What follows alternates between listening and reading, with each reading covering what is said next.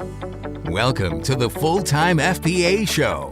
In each episode, it's our goal to help you turn part-time hours into a full-time income selling almost anything on Amazon. And now, your hosts of the show, Stephen and Rebecca Smotherman. Hello there, and welcome to another episode of the Full-Time FBA Show. Today we are on episode number 174, and we are talking about 7 more beginner pitfalls to Amazon FBA success. We started out last week talking about 7 pitfalls. We're going to do 7 more this week. And with me to talk about our topic today is my co-host, Stephen Smotherman.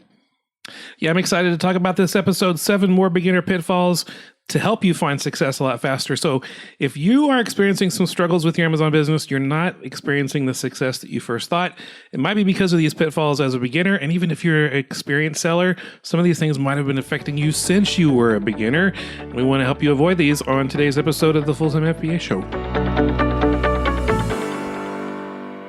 Well, last week we covered 7 beginner pitfalls, and we were just really excited about all the things we kept coming up with to tell you about, that we actually thought of 7 more, and we wanted to make sure that we covered all of them. So we're back this week covering 7 more pitfalls that you might be experiencing if you are a beginner at Amazon selling, or if you're not a beginner, but you just kind of have overlooked these different issues, and it's time to kind of do an audit of your own business and see where could I tighten up some of my processes and start avoiding these common mistakes.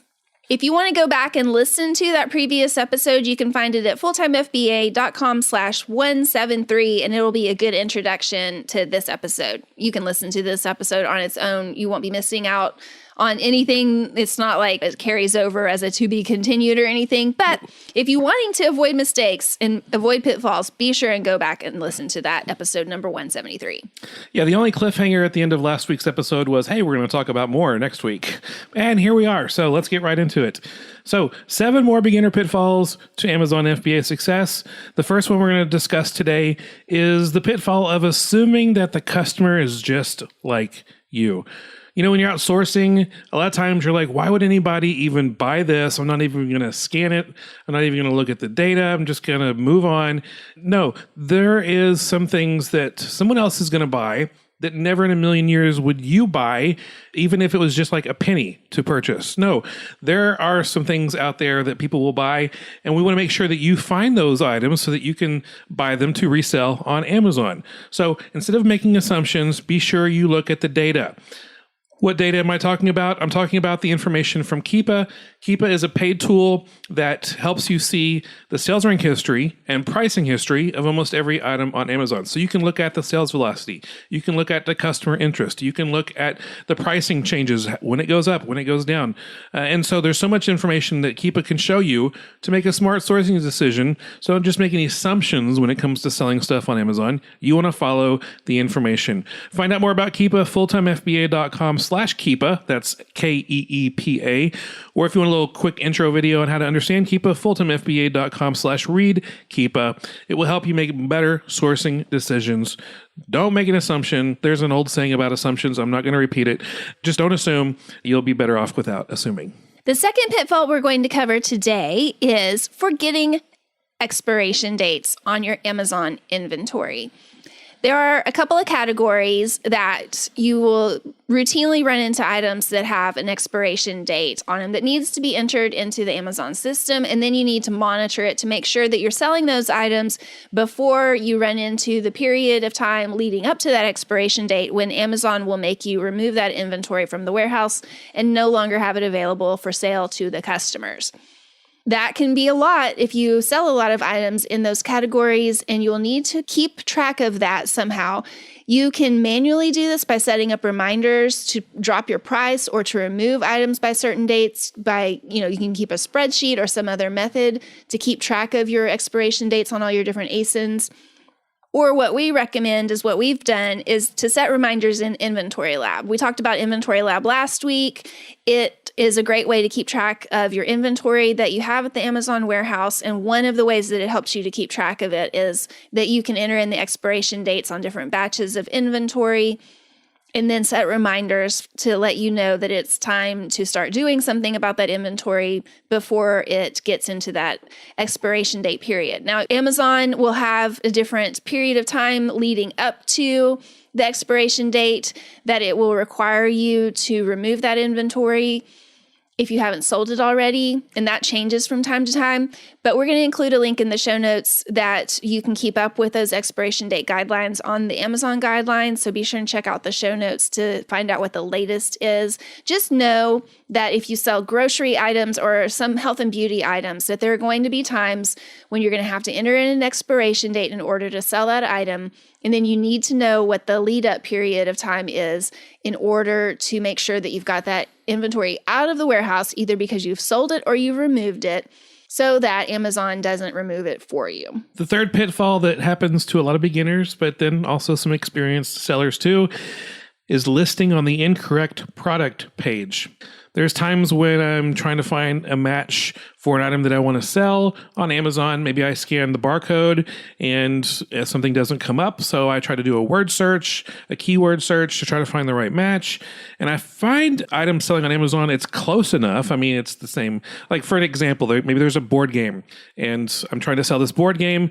It's a Monopoly board game. It's focused on the TV show Friends. So it's a Friends board game, a Friends Monopoly board game, and everything looks right. I mean, the title looks the same. The little picture looks really similar, but the little pieces that you move around, the pewter pawns that you move around the board, they're a little bit different, but it's close enough, right? It's not going to be a big deal.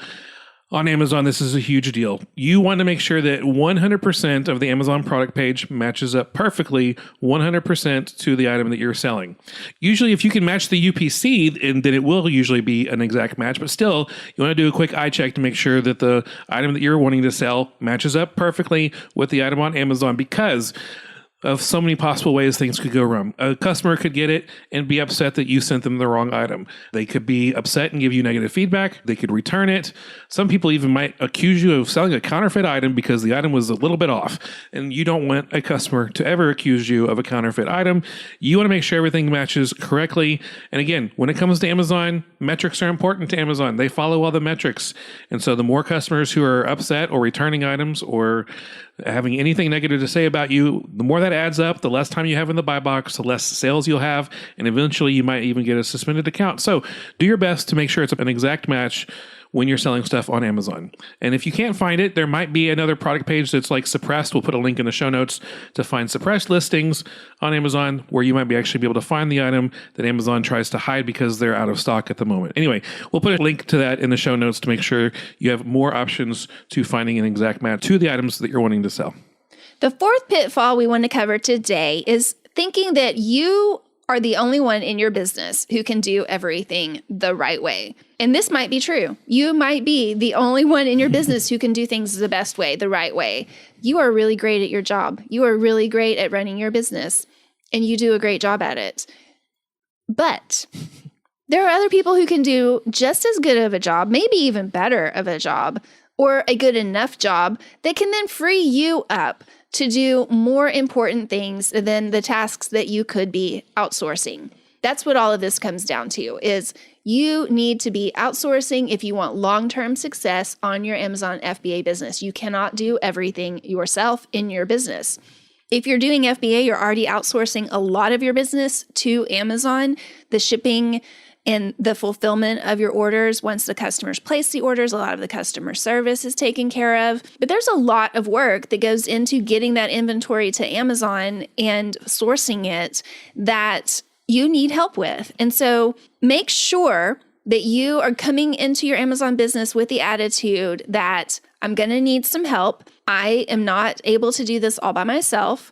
There are other people who could do just as good of a job at a mundane task like prepping and shipping my inventory as I could, so that I could pay them a really decent wage and allow myself to have more time to do CEO type tasks within my business that will earn me a lot more money than I am paying that person to do that job.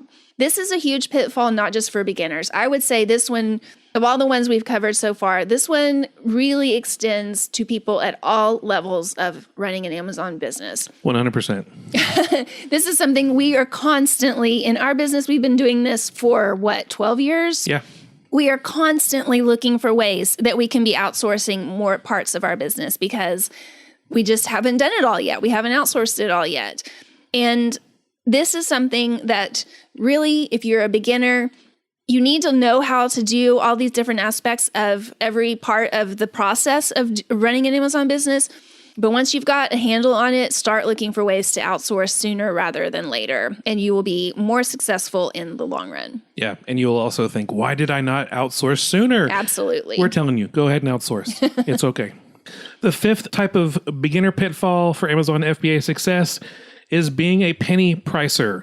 Basically, what I mean by that is when you are selling your item on Amazon and you take a look at the competition's prices, a lot of times you're like, all right, well, people are going to buy the lowest price, right? So I'm going to price my item a penny under theirs.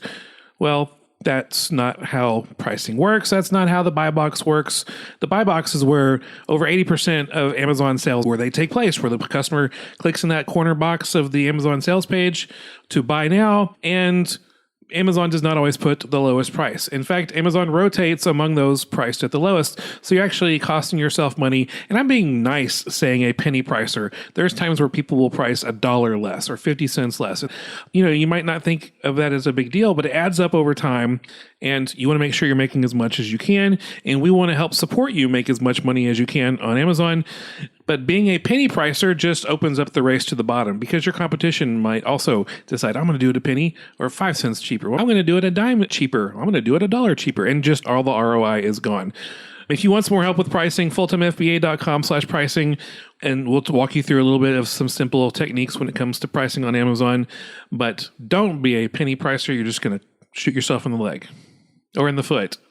Yeah, you're just going to shoot yourself in the foot and your profits will be gone. The sixth pitfall that we're going to cover today is ignoring Amazon newsletters or emails or announcements. Now, you might be getting these in your inbox. This might be something that pops up on your screen when you log into Seller Central.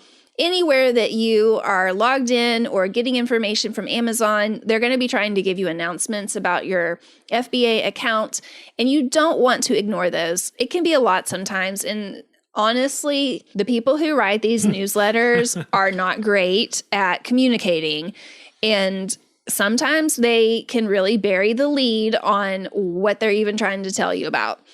But if you're not careful about reading through those announcements and looking for what are they really trying to tell me here, what is different from before, or what is going to be coming up down the road that I need to be aware of, if you're not paying attention to that, then you really could miss out on something that could substantially impact your business. In fact, it could ruin your business if you are not careful. You could miss out on some really great opportunities, or you could miss a deadline for something that could really put your account in a lot of risk if you aren't careful. I'm not trying to be a fearmonger here. I'm just saying read your emails, at least skim them. We try to do the best job that we can here at Full Time FBA to keep you up to date on big changes that are coming up, but you really need to be looking at that for yourself as well and just stay on top of things so that you're not missing out on any opportunities and so that you keep everything on the up and up in your business. Yeah, if you ever read any of the Amazon emails, newsletters, announcements, and you're like, what does this even mean? How does this impact me? Then come over to the Full-Time FBA Facebook group. A lot of times we'll talk about the announcements there and kind of translate it into something that we can understand that's actually applicable to our Amazon businesses. So if you are confused at all, come to the Full-Time FBA Facebook group and we might be able to help you out to bring some clarity to the confusion. You can find that link, fulltimefba.com/Facebook. So the last Amazon beginner pitfall that we're going to talk about that really stops people from experiencing the success that they hope for is expecting results too soon, which causes people to give up too soon. If you're a beginner on Amazon, it's going to take some time to understand how Amazon works, how retail arbitrage works, how online arbitrage works, how pricing works, all of that aspect. And then, there's the whole aspect of actually going out into the stores and buying inventory. There's a lot that goes on with that, and it's going to take some time. A lot of people get upset that after 3 months, they're not profitable. Okay, almost no business is like profitable in the first 3 months. And so it's going to take time. It's going to take patience. Don't give up too soon. I tell people to give it a year, give it a year of selling on Amazon for you to be able to work through all the issues that you need, maybe even 6 months, but give it some time. A lot of times people are like, I'm so tired of things not working and just giving up all the time. Like, okay, well then stop giving up. A lot of times things aren't working because you're giving up too soon. You're digging the hole and you haven't hit oil yet, and you just need to dig a little bit longer and you're going to hit oil. And is that a decent enough parallel of success? Yeah, sounds good. Sounds good. All right. So I'm from Texas, so I'm bringing oil into this. But give it some time, learn a lot, put action to it, and you're going to find success. And because, too many beginners just give up too soon, and they're just right around the corner from experiencing the success that they want. Well, there you have it. We've covered 7 more beginner pitfalls to Amazon FBA success. We hope that this has been helpful, and we hope it's given you some ideas of places to look in your business where you might be just going through some things that you could avoid that on the surface seem pretty simple, but ultimately could make a profound difference on your business. And that if you avoid these pitfalls, you really could see a great leap in your success and building of a foundation for long-term success in your Amazon FBA business. And we just want to remind you, too, that we have a newsletter that goes out once or twice a week. You can sign up for the Full-Time FBA newsletter at fulltimefba.com. Be sure that you are on that list so that you don't miss out on any of our news. We send out articles, links to other podcasts, blog articles, videos that we put out, all the up-to-date information that we can put out, helping you to turn part-time hours into a full-time income with Amazon FBA. Be sure you're signed up, fulltimefba.com. Thank you once again for joining us for this episode of the Full-Time FBA Show. As a reminder, you can find the show notes and the transcript for this episode at fulltimefba.com/174 because this is episode number 174. You can also find the links to any of the articles or products or anything that we talked about in this episode at fulltimefba.com/174. And coming up soon at fulltimefba.com, we are going to be focusing on wholesale sourcing, buying wholesale items, wholesale prices to sell on Amazon. And so next week on the show, Full-Time FBA Show is going to be diving into the things that you need to unlearn to successfully sell wholesale items on Amazon. We'll talk about that next week on the Full-Time FBA Show. That's all for this episode of the Full-Time FBA Show. So head over to fulltimefba.com/podcast, where you'll find the show notes and links from this episode. While you're there, subscribe to our newsletter where you'll get several free downloads of our popular and helpful Amazon FBA resources. Now, take action on what you've learned today so you can find success at turning part-time hours into a full-time income with Amazon FBA.